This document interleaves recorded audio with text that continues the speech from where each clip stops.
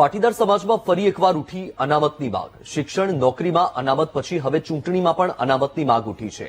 સુરતમાં પાટીદાર સમાજની બેઠકમાં ચૂંટણી અનામત મુદ્દે ચર્ચા થઈ.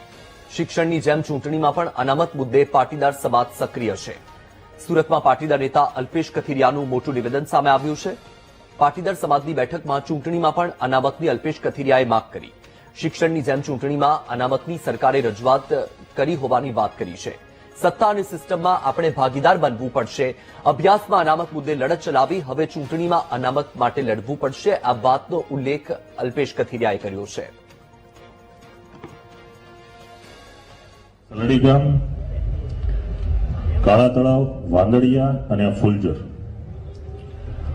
એમાં દરેક ઘટનાની પાછળ 4 મહિના પહેલાની ચૂંટણી છે. દરેક ઘટનામાં તમારે પહેલા આપણું એક કરવાનું છે. 5 કુટુંબ ખાલી રહેતા હોય ગામમાં, કથિરિયા હોય, પીપળિયા હોય, અકબરી હોય, કોઈ પણ હોય, 5 મોટા પરિવાર રહેતા હોય, એ 5 પરિવારની એકતા નથી અને આપણે એમ કહીએ છીએ કે એક થઈ જઈએ. કઈ રીતે એક થાય? દરેક ગામમાં સમિતિનું નિર્માણ થવું જોઈએ, દરેક ગામમાં સમાજ એક થવો જોઈએ. માત્ર ને માત્ર આવી ઘટના ઘટે ને હું તમે ભેગા થાય એનાથી તાકાત ઉભી નહીં થાય. બીજી હું તમને વાત કરું, હજી આવનારા દિવસમાં આનાથી સ્થિતિ ભયંકર એટલા માટે બનશે કે 3 મહિના પહેલા સમગ્ર ભારતમાં, યાદ રાખજો, 3 મહિના પહેલા સમગ્ર ભારતમાં પંચાયત, જિલ્લા પંચાયત ને તાલુકા પંચાયતની ચૂંટણીઓમાં પણ 27% ઓબીસી નો નિયમ લાગુ પડ્યો છે. યાદ રાખજો આની પરિસ્થિતિનું કેટલું તમને ખરાબ પરિણામ મળવાનું છે. તમે છો તોય તમારે 27%માં ભાગ આપવાનો છે. 100% તમારા ગામની તમારી હશે ને તોય તમારે વોર્ડમાં 5 મેમ્બર રહેતા હશે ને 5માં 3 ને લડાવવા પડશે. તમને એમ થતું હશે કે અનામત શું નથી, એવું મિત્રો. જેમ શિક્ષણમાં લીધું ને એમ હવે ચૂંટણીમાં પણ 10% ઈડબ્લ્યુએસ ને આપણનો લાભ મળે એના માટે અમે સરકારને વિનંતી કરી છે અને અત્યારે આપણે હાઈકોર્ટમાં આપણી પિટિશન પણ કરી છે. તો આપણી સાથે પાટીદાર અગ્રણી મનોજ પનારા લાઈવ જોડાયા છે. મનોજભાઈ, આપનું ખૂબ ખૂબ સ્વાગત છે વીટીવી ન્યૂઝમાં. મનોજભાઈ, પાટીદારની બેઠકમાં અલ્પેશભાઈએ જે વાત કરી છે અનામતની, તેને લઈને સૌથી પહેલા તો આપની પ્રતિક્રિયા, આપનું શું માનવું છે? જે પ્રકારે અલ્પેશભાઈ સુરતમાં વાત કરી છે એની સાથે અમે સહમત છીએ. અમારી ચિંતન શિબિર આજથી 6 મહિના પહેલા અમદાવાદ ખાતે, ગાંધીનગર ખાતે હતી અને એમાં 350 કન્વીનરો સાથે મળીને નક્કી કર્યા હતા 7 મુદ્દાઓ. એની અંદર ભાગેડું લગ્ન પ્રથા જે છે, ઓનલાઈન ગેમિંગ છે, વ્યાજખોરી છે, 10% એબીસી પણ સ્થાનિક સ્વરાજની ચૂંટણીમાં લાગુ પડે, એવા 7 મુદ્દાઓ સાથે અમે આખી એક લડાઈ ફરીથી જનજાગૃતિની શરૂ કરેલી અને એના જ ભાગરૂપે આજે અલ્પેશભાઈ એક નિવેદન આપ્યું છે ને બહુ સાચી વાત છે કે જે રીતે સ્થાનિક સ્વરાજની ચૂંટણીની અંદર 27% અનામત ઓબીસી સમાજને આપવામાં આવ્યું એનો વાંધો નથી, આપવું જ જોઈએ. કોઈ પણ સમાજને કઈ મળતું હોય તો એમાં પાટીદાર સમાજ હંમેશા માટે ખુશ હોય. પરંતુ જ્યારે પાટીદારોની બહુમતીના ગામડાઓ હોય, પાટીદાર બહુમતીની જિલ્લા પંચાયત હોય કે ગામ પંચાયત હોય કે પછી તાલુકા પંચાયત હોય, ત્યાં એક સ્વાભાવિક છે કે જો પાટીદાર ઉમેદવાર ચૂંટણી લડે અને જીતે એવી પરિસ્થિતિમાં જો અનામતના કારણે ન લડી શકે તો એક સમાજની અંદર ખોટો મેસેજ જાય. એટલા માટે અમારી માંગણી છે કે આવી સીટો છે એ સુપ્રીમ કોર્ટની ગાઈડલાઈન મુજબ જ રાજ્ય સરકારોએ ઓબીસી અનામત સ્થાનિક સ્વરાજની ચૂંટણીમાં લાગુ કરવું જોઈએ અને સાથે સાથે એબીસી પણ 10% અનામત છે એ સ્થાનિક સ્વરાજની ચૂંટણીમાં લાગુ કરવું જોઈએ એવી અમારી માંગ છે. હાઈકોર્ટમાં પણ લડી રહ્યા છે અને અમે સરકારમાં પણ આ વાત કરેલી જ છે. અચ્છા, તો મનોજભાઈ, આપે પણ કહ્યું અને આ વાતનો ઉલ્લેખ અલ્પેશભાઈ પણ કરેલો છે કે સરકારમાં રજૂઆત કરી છે. તો સરકારમાં જે રજૂઆત કરી છે એ રજૂઆતમાં કઈ વાતોનો ઉલ્લેખ કરવામાં આવ્યો છે અને સરકાર તરફથી પ્રતિક્રિયા શું મળી? નહીં, હાલ સ્વાભાવિક છે કે આખો વિષય જે છે એ સરકારે અમારો ધ્યાનમાં લીધો છે, પરંતુ એની અંદર હજી કોઈ ગતિવિધિ શરૂ નથી થઈ. કારણ કે તમને ખબર છે કે આ સરકાર ઘણા બધા વિષયોમાં અટવાયેલી હોય છે અને જ્યારે સરકારને બહુ મોટો ઢોલ વાગે ત્યારે જ સરકાર હંમેશા માટે કોઈ મુદ્દા ઉપર ધ્યાન દેતી હોય છે.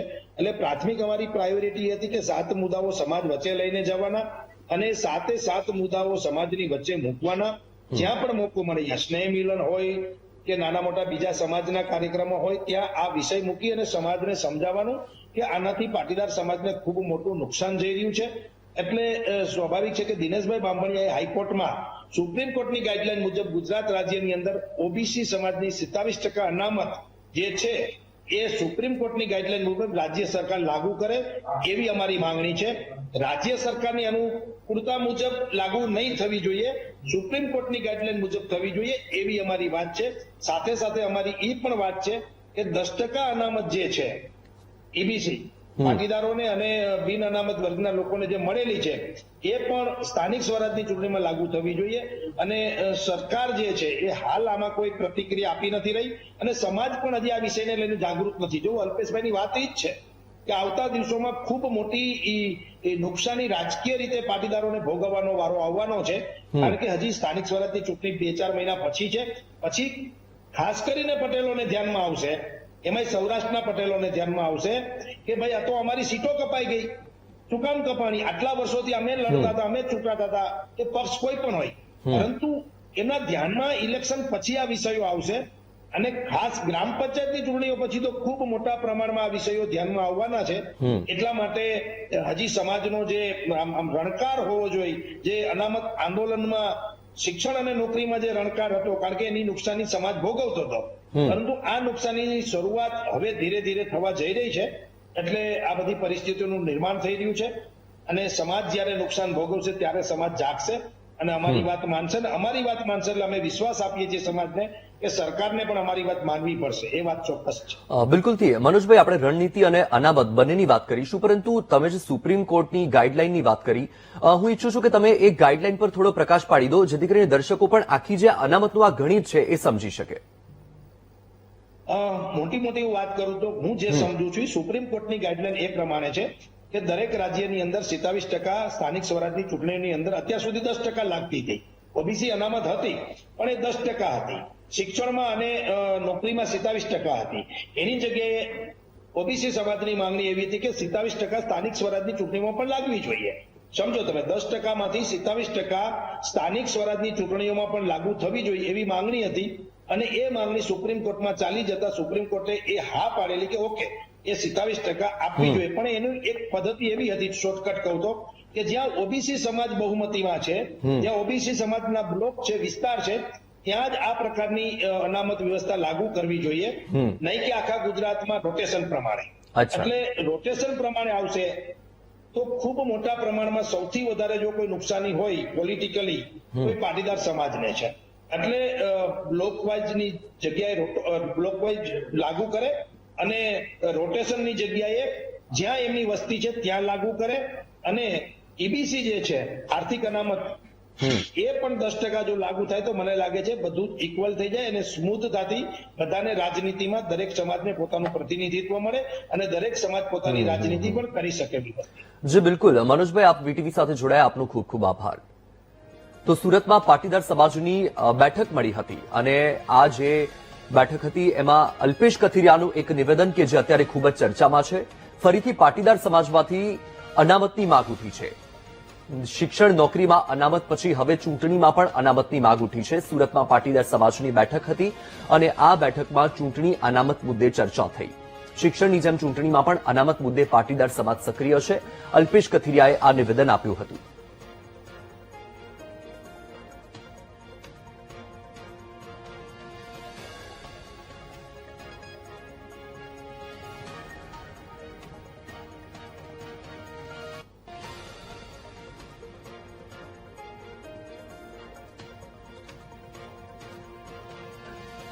તો આજે અનામતની માંગ ઉઠી છે. અનામતની માંગ મુદ્દે અલ્પેશ કથિરિયાએ શું કહ્યું, આવો સાંભળીએ.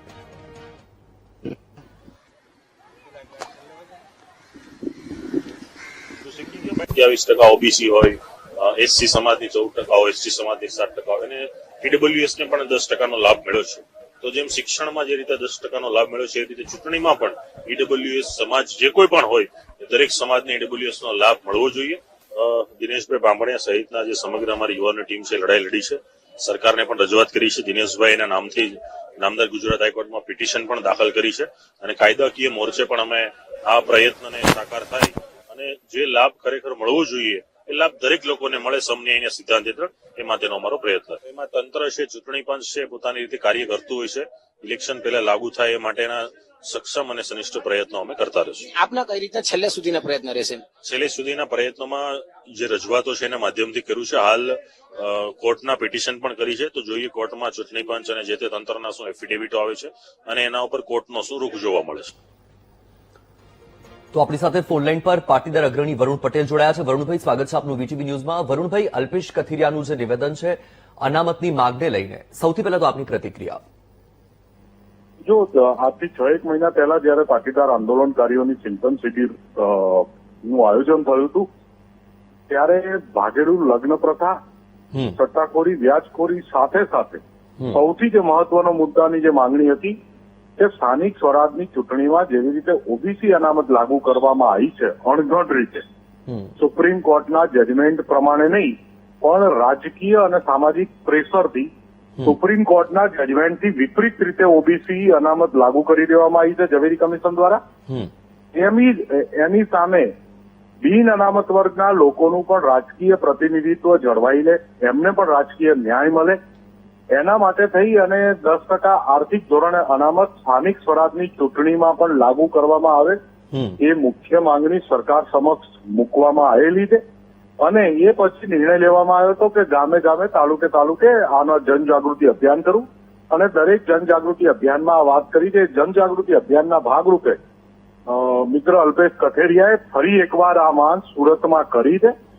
અને આ જેવી રીતે શિક્ષણ અને રોજગારમાં જેવી રીતે અનામતની માંગણી હતી, એનાથી પણ આ બહુ મોટી ગંભીર માંગ છે. અને આ ગંભીર માંગમાં જો સરકાર આવનારા દિવસોમાં નક્કર પગલા નહીં લે તો જે જૂનું અનામત આંદોલન હતું એનાથી પણ આ મોટું અનામત આંદોલન થશે. કારણ કે જેવી આ સ્થાનિક સ્વરાજની ચૂંટણી જો 10% ઈબીસી લાગુ કર્યા વગર થઈ ગઈ, ત્યારે સમાજને આઈડિયા આવશે કે આપણું રાજકીય પ્રતિનિધિત્વ સંપૂર્ણપણે ખતમ થઈ ગયું છે. અને આ બિન અનામત વર્ગનું રાજકીય પ્રતિનિધિત્વ ખતમ કરવા માટેની બહુ મોટી એક સાજિશ હોય એ રીતે આ 27% ઓબીસી સ્થાનિક સ્વરાજની ચૂંટણીમાં લગાવવામાં આવી છે. આના માટે હાઈકોર્ટે, સુપ્રીમ કોર્ટમાં અમે સ્ટેના પણ પ્રયત્ન કરી રહ્યા છીએ કે સ્થાનિક સ્વરાજની ચૂંટણીમાં જ્યાં સુધી ઈબીસી લાગુ ના થાય ત્યાં સુધી અમને સ્થાનિક સ્વરાજની ચૂંટણીમાં સ્ટે મળે. બિલકુલ, એના માટે પણ કાયદાકીય અમે પ્રક્રિયા વિચારી હતી. અને અત્યારે હાલ હાઈકોર્ટમાં એક રીત તો અમારી પેન્ડિંગ છે.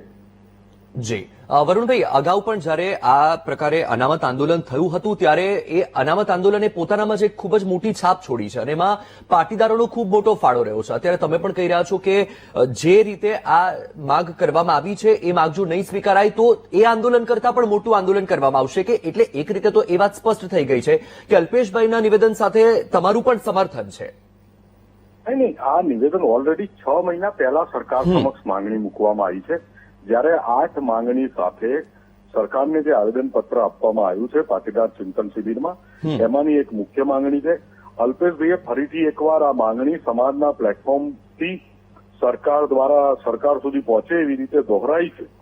અને અમે લોકો અવારનવાર આ માંગણી દોહરાવતા જોઈએ છીએ. સરકારે પણ આની ગંભીરતા લેવી જોઈએ. કારણ કે સમાજમાં રોજ ભયંકર ફાટી નીકળશે.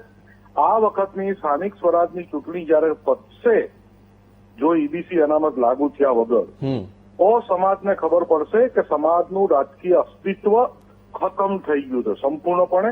અને સમાજમાં જ એવડો મોટો બ્લાસ્ટ અને એવડો મોટો રોષ ફાટી નીકળવાનો છે, એવા પરિણામો આવવાના. અચ્છા, તો વરુણભાઈ, આ જે અનામત છે એની કેટલી આવશ્યકતા, કેમ જરૂરિયાત? જો જયારે હું પોતે વ્યક્તિગત રીતે એવું માનું છું કે જયારે દરેક સમાજને રાજકીય પ્રતિનિધિત્વ મળવું જોઈએ, ચાહે ઓબીસી સમાજ હોય, ચાહે એસસી સમાજ હોય, ચાહે એસટી સમાજ હોય કે ચાહે બિન અનામત વર્ગ, દરેક સમાજનું રાજનીતિમાં સહભાગી હોવી જોઈએ. ઓબીસી અનામત લાગુ થઈ એ અમારી શુભકામના છે ઓબીસીને કે 10% વાળી ઓબીસી 27% થઈ. પણ એની સાથે સાથે ઈબીસી પણ લાગુ જોઈએ. અને જે 27% જે ઓબીસી લાગુ થઈ છે એમાં સુપ્રીમ કોર્ટે અમુક સ્પષ્ટતા કરેલી છે કે ઓબીસીમાં પણ સર્વે કરવામાં આવે. એ ઓબીસી અનામત વગર સર્વે લાગુ કરવામાં આવી છે. બીજી સુપ્રીમ કોર્ટની સ્પષ્ટતા છે કે એમાં રોસ્ટર પદ્ધતિને અપનાવવામાં આવે. અને જ્યાં પણ ઓબીસીની મેજોરિટી છે અને ઓબીસીમાં જે સૌથી પછાત વર્ગ છે એને એમાં પેટા અનામત મળે એ રીતની વ્યવસ્થા કરવાની આવે. એની જગ્યાએ જે અત્યારે અણઘડ રીતે 27% ઓબીસી લાગુ કરવામાં આવી છે, એનાથી ઓબીસી સમાજને પણ બહુ મોટો અન્યાય છે. જો હું તમને બહુ સિમ્પલ એક્ઝામ્પલ સાથે કહું કે ઓબીસી સમાજને કઈ રીતે અન્યાય છે, કે જ્યાં ઓબીસીની મેજોરિટી છે, ઓબીસીનું રાજકીય પ્રતિનિધિત્વ જે જગ્યાએથી હોવું જોઈએ, ત્યાં સરકારે સીટ એસસી કરી નાખી, એસટી કરી નાખી ચૂંટણી પંચે. અને જ્યાં ઓબીસી નું પ્રતિનિધિત્વ, જ્યાં શું કહેવાય કે જ્યાં ઓપનની સીટ છે ત્યાં ઓબીસી કરી નાખી. એટલે આખી જે ઓબીસી અનામત જે લાગુ કરવામાં આવી છે, એનાથી રાજકીય પ્રતિનિધિત્વનું આખું બેલેન્સિંગ અને સમાજનું બેલેન્સ બગડી રહ્યું છે. એ રીતની રાજકીય પરિસ્થિતિનું નિર્માણ થવા જઈ રહ્યું. અચ્છા. અને આ દૂરંદેશી છે. આ અમે એડવાન્સમાં કહીએ છીએ, અમે કીધું હતું કે ઓનલાઈન ગેમિંગ અને ગેમ્બલિંગ ઉપર પ્રતિબંધ લાગવો જોઈએ, અને 3 મહિના પછી સરકારે ઓનલાઈન ગેમિંગ અને ગેમ્બલિંગ ઉપર પ્રતિબંધ લાગ્યો. એવી જ રીતે અમે કહીએ છીએ કે આ ઈબીસી અનામત સ્થાનિક સ્વરાજની ચૂંટણીમાં લાગુ કરવી જોઈએ. હકીકતમાં તો ચૂંટણી પંચે અને સરકારે અમે માંગ કરીએ કે સમાજ માંગણી કરે એ પહેલા લાગુ કરી દેવી જોઈએ. જી બિલકુલથી. હવે તો સમય સાથે ખબર પડશે કે સરકાર કેટલી ગંભીરતાથી આ બાબતને લે છે અને આ બાબતે શું નિર્ણય આવે છે. વરુણભાઈ, આપ વીટીવી સાથે જોડાયા, આપનો ખૂબ ખૂબ આભાર.